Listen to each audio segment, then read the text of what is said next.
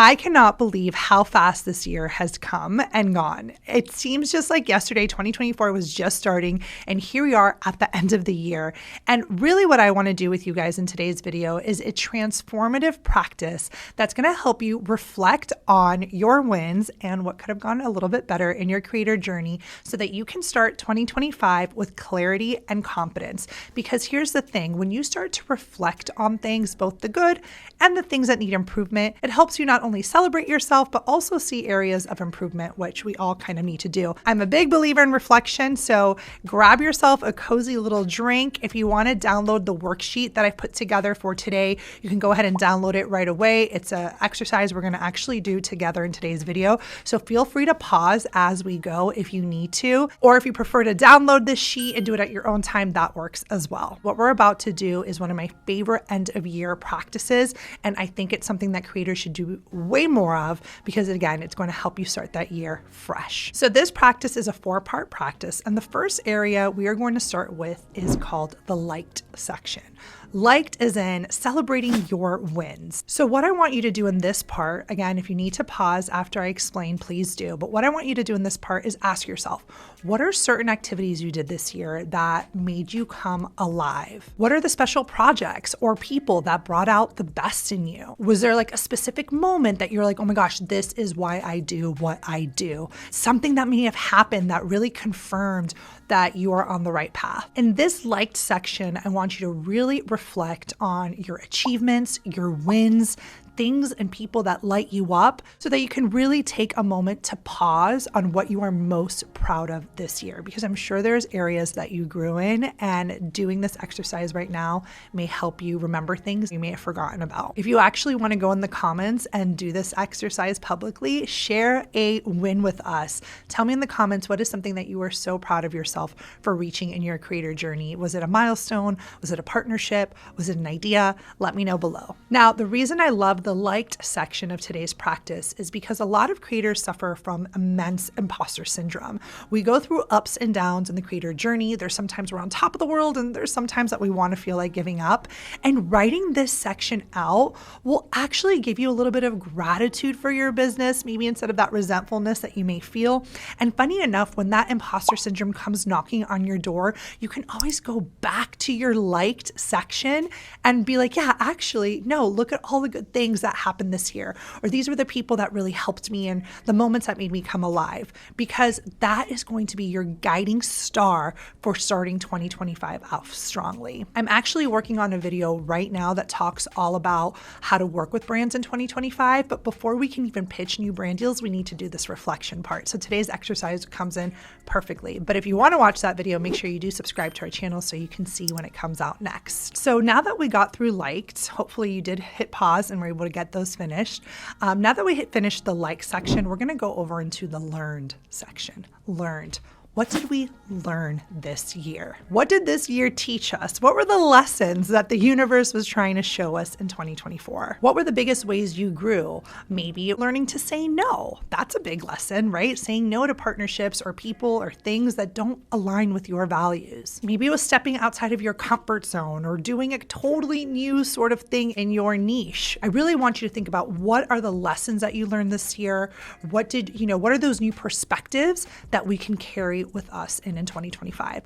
I know for us here at Sidewalker Daily, one of our biggest lessons was the importance of focus, importance of being really, really laser focused and not letting all these creative ideas sway us. And I think a lot of creators and entrepreneurs struggle from this. We see ideas and we see things and we always want to do them.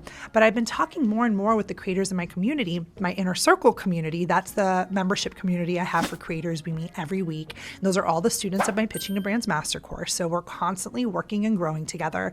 And one of the things that I realized, and we talk about this too, is that creativity can be a curse. Like, too many ideas can be a curse, can be a distraction. Yes, it's also your biggest gift and blessing, but it can also stop you from getting things done. So that was a big lesson we learned here at Sidewalker Daily, is the importance of leaning in and focusing instead of kind of being, trying a bunch of new things and letting these ideas distract you from your end goal. So I want you to write down different lessons and how they impacted you. That's going to be the next step. If you need to press pause, this would be a time to do so. Now, the third bucket of today's practice is lacked. Lacked in the sense of, what did we miss out on this year? What did we lack? And this again is not from a place of judgment, but from a place of reflection. I want you guys to use this as an opportunity to create growth for yourself, not to judge yourself for what you didn't do. This is the area that I want you to think about. What could you have done differently? What are some missed opportunities that you may have missed out on? What did you not have enough of this year? Was it time? Was it focus?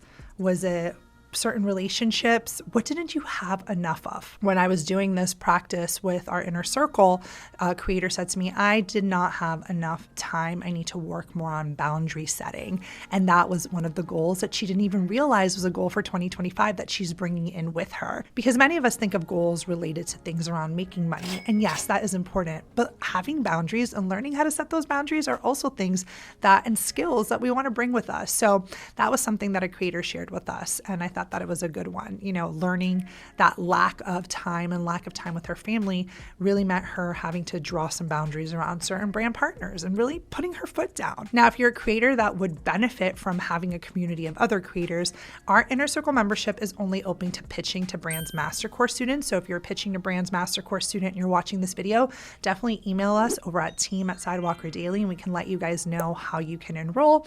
And if you're not a pitching to Brands Master Course student and you want to actively pitch brands in the new year, then I would definitely suggest you guys go ahead and check out our signature program here at Sidewalker.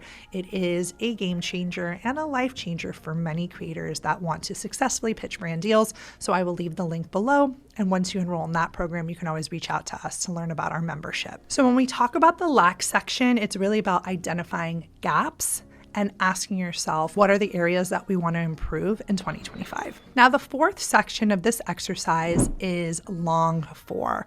What are you looking forward to in 2025? What are some of the things you have your sights set on? What do you want more of? What do you want less of? What are some of the areas that you are longing for? This is where I want you to think about if you can make one change, whether it be professionally or personally, what would you do? One of my favorite ways of filling this section out are doing more like visualization exercises, kind of, really having some quiet time. Maybe it's again early morning when you're filling out this worksheet, or just being really intentional and visualizing, what do I want 2025 to look like? What would be a perfect day next year? How do I want my business to look? What does it feel like? What's different about it, right? So for me, I'll share this with you guys. 2025 is the year that I want my team to be in person. I envision us having team meetings in person. I envision us getting a coffee and having agenda meetings where we're all kind of together, or dressing, having theme days at the office, and really creating those bonds of friendship within our team and also working in person. That's what a perfect day would look like professionally, not remote work. So I wanted to share that with us because that's something that we're actually hoping to achieve in 2025. Fingers crossed that our team will all come together and be in person. But when you're doing these visualization exercise, ask yourself, what would that perfect ideal day look like? Take some time, write it out, and ask yourself, why is it different than a normal day this year? So I hope you guys enjoyed this exercise. I'm telling you, it's one of my favorite tried and true exercises I do at the end of every year. Remember, it is liked, learned, lacked, and longed for. The 4 L's, it gives you a quick little something that you can do. I have this worksheet available for you guys, so you guys can download it, print it. You can do it with a friend. You can do it with your partner. You guys can share.